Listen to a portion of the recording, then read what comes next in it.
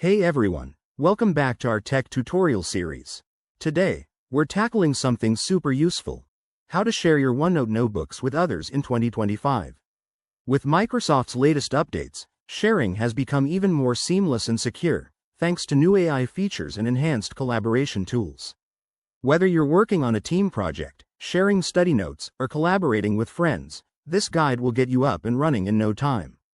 First things first, make sure you have the OneNote app open on your device, whether that's on Windows, Mac, or even your mobile. Start by selecting the notebook you want to share. Just click on it from your list of notebooks to open it up. Next, head over to the top right corner of the screen and look for the Share button. It's usually represented by an icon that looks like a person with a plus sign.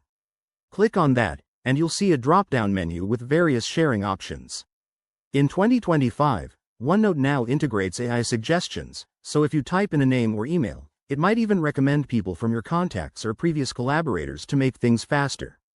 Now, choose how you want to share. You can generate a shareable link for anyone with the link to access, or you can invite specific people via email. Don't forget to set permissions. Options include can view, for read-only access, or can edit, for full collaboration.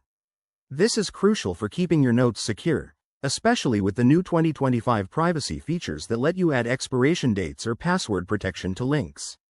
Once you've set everything up, hit send or copy the link, and you're good to go.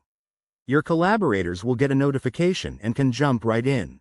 If you're on a mobile device, the process is just as simple. Tap the three dots in the corner and select Share Notebook.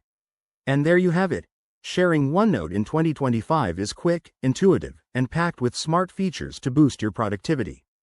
If you run into any issues, check the help section or leave a comment below. Thanks for watching. Smash that like button if this helped, and subscribe for more tech tips. See you next time.